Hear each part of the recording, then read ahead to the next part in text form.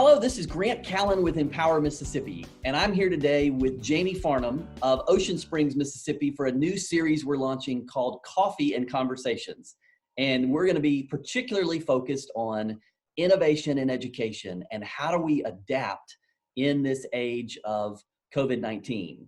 So a little background, Jamie's a special education teacher by training, but has most recently been named Program Director for RIM Mississippi. Jamie, welcome to the conversation. Why don't you start by telling us a little bit about RIM Mississippi? RIM Mississippi provides community support and services for adult individuals with disabilities, intellectual disabilities. So we provide home and community support, supported living, situations day programs, things like that. So I actually have had the opportunity to work with some of the same kiddos that are now adults that I had in the classroom, seeing them back as adults. So it's kind of cool. That is good. So you've spent your career working with those that have different types of disabilities and really helping them thrive in whatever setting they're in, right? Yes. So let's talk a little bit about your background educating students with special needs. And I understand distance learning is something that's not really new to you. No, we've been doing distance learning with my youngest daughter. She does Penn Foster online, and she's also doing teletherapy currently due to COVID-19, but she's also done it prior to that with her dyslexia therapy when we needed. So, with your background, having worked in the classroom, and now you've seen your daughter in a virtual program, what are the differences? And is one of them better than the other? I don't think that one is better than the other. I think it depends on the student. So for my daughter, being online for her really, really works. And it works for her because she's able to, of course, she struggles with language, reading, writing, and her math. So these are things that on a virtual online classroom, she can go back and review and read again and do the lesson as many times as she needs. She can take her time. One lesson, she doesn't get pushed on to the next concept until she's learned it. So that really works for her. In the classroom as a teacher, we're kind of forced to move with the class instead of the individual. And so I think that's really a big difference. You're teaching a lesson this day, we go, we get the concepts, and it works for a good majority of the students in the classroom, but there's usually one or two that really doesn't work for. And for my daughter, she was one of those, and that's why online has been so successful for her. So how did she get connected to this online program? Really just a lot of research. I did a Google search. I asked other parents who were doing online and just kind of started calling some different programs, and we decided on Penn Foster, but mostly because she's going to be able to work towards a high school diploma, which was something she was also not able to do in public school. She was at the time that we pulled her, she was going for a certificate of attendance. With Penn Foster, she's taking her time, she's doing it on her terms, and she's working towards a high school diploma. So it was a win-win. And how was the transition from a traditional classroom into a virtual program? Well, for her, it was a blessing. She was immediately getting her out of an environment where she wasn't successful to seeing success. It instantly changed her personality, her perception of herself, her self-esteem. It was a big deal. It was a big deal for her to get to know that, you know what, hey, I have the opportunity to get a high school diploma, something she knew prior to that she wasn't going to be able to get. So, I mean, if you can imagine what that would feel like for a 15, 16-year-old girl, it was a really big deal. So for students, all across the state now who are in the middle of this pandemic, who have been in a classroom, maybe missing their friends, and are being thrust into an online education, what are ways that maybe they could help ease that transition? Because it certainly hasn't been easy for everybody. So the other side of that token is I have a senior who is still in public school, and it has been pretty difficult for her. But I think it does help that mom and sister have already experienced it in the house. So we've been able to help her. The format's very similar. They're using, I believe it's called Edmund. The format's very similar to what Cambry's been doing with Penn Foster. So it's been helpful. And I think just scheduling, they're used to a structured time in school, and with online, you can do it whenever you want. And so just for us and for her, it's been getting in there and doing the work when she needs to and meeting her demands without actually physically being in a classroom with a bell ringing and teachers teaching. So in that sense. Yeah. It's interesting. Mississippi hasn't always had a lot of education options that are virtual. We've certainly had a strong default to classroom education, which kind of makes sense.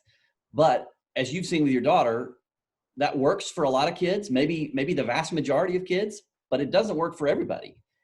What are the types of students that you think could benefit from it, not just during a pandemic, but sort of in as a normal part of an education slate of options? Well, I think one would be students just like Cambry. And I'm sure there's, some that maybe even that aren't slower learners, but even maybe that are more advanced learners. They could go on and earn extra credits without being restrained to what's available at that school, and which we do see some of that. They're taking college courses and things like that. But those weren't things that are always offered to kids who need maybe remediation and things like that during the summer months or even during the school year, where they could go online. And then you've got kids who are sick. We send teachers out to their homes, if maybe they're going through cancer treatments or having heart conditions or, different reasons that they're homebound. Maybe those online options would give them a little bit a chance to even connect into the classroom that they're missing. And I do believe that happens sometimes. And so it lets you know that it is important. As a former classroom teacher, you see the value in sort of both of these, but as I've worked with or talked to lawmakers or the media about virtual options over the last decade, it has seemed like to some degree the traditional public education classroom or teachers or principals at times maybe feel threatened by online education, either that it's going to somehow replace traditional classroom education or that it's just not rigorous enough. So how would you respond to that? I would say, again, like I mentioned earlier, there's children like my other two children who are in public school that's where they thrive, entering the doors in a building. And I think that they forget that generally parents and the students want to be in high school. They want to be at the local school. It's where everyone wants to go. We didn't leave because we just didn't think it was good enough or whatever. It just wasn't working for her. And like I said, with 3 children in the home, only one have we opted to pull out to give her what she needed. It's very individualized. And they really do meet the needs of, we've got great schools doing great things and have great programs. And those kids want to be in there. They want to be on track. They want to play football. They want to be in all the clubs and things like that. Those all hold a big value on the overall student. And the things that they provide in those buildings. And I don't think anyone's going to be running out of those buildings to do something on their own just because they want to. I think every parent that I've met who's using the ESA or who's doing online or homeschooling, it was because something drove them to do that. And it was all centered around doing what was best for their child. And a good majority of people do what's best for their child is going into a public school or a private school or, whatever suits their needs. Well, so you mentioned the ESA, which is the state's education scholarship account program, which allows students with special needs to use public dollars to pay for private school tuition or online schooling or tutoring or therapy. And that's been a program that your daughter is in. She was on the wait list, right? And then got added to the program this year. As you know, there's a bill moving through the legislature now that would extend the repealer on that program, the sunset provision. So that program goes away this year if it's not extended. And this bill would do that. But one of the provisions in the bill is it takes away the ability for students with the ESA to use those funds in an online program. So what do you think about that? It hurts. It hurts to even hear those words. It's everything we need. I think if we take that away from her, it's like we're ripping that opportunity for her to get a high school diploma away again. Because that was a big, big deal for us to be able to put her online, to work towards a high school diploma, to do it at her pace.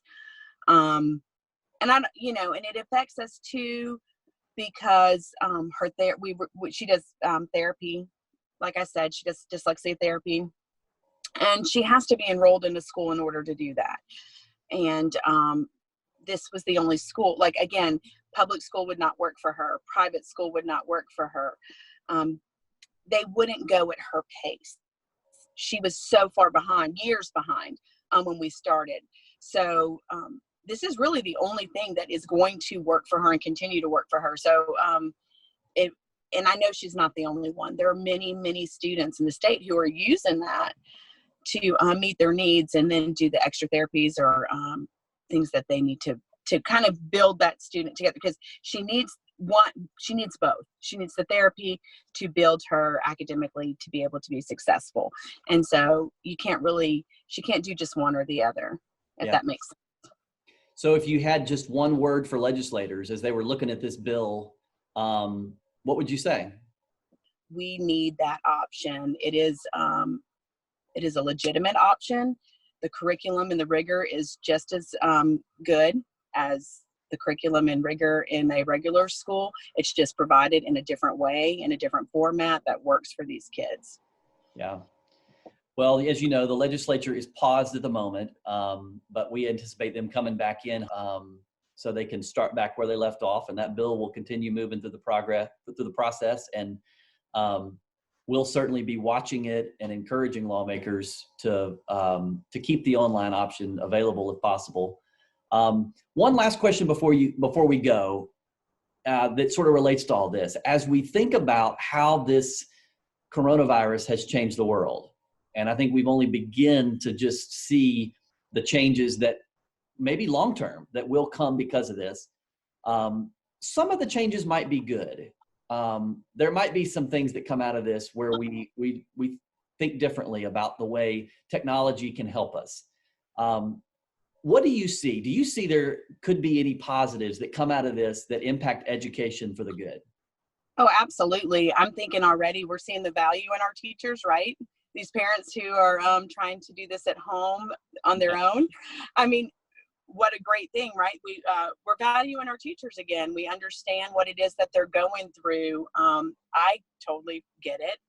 The kids themselves, the students, are like, oh man, like my daughter, I want to be back in the classroom. I want to have a conversation with my teacher and the students in my classroom and be back in that environment. She recognizes that she learns best there. So I think there's a lot of value in that, because I think we had kind of gotten as a society where teachers were struggling in that area. So I think that's one really good positive. And the fact that we're looking at ways to innovate and do new things and do online options for kids. And I think that it will open up a lot of doors for all kids and teachers and the way that they teach. I think it's a great opportunity.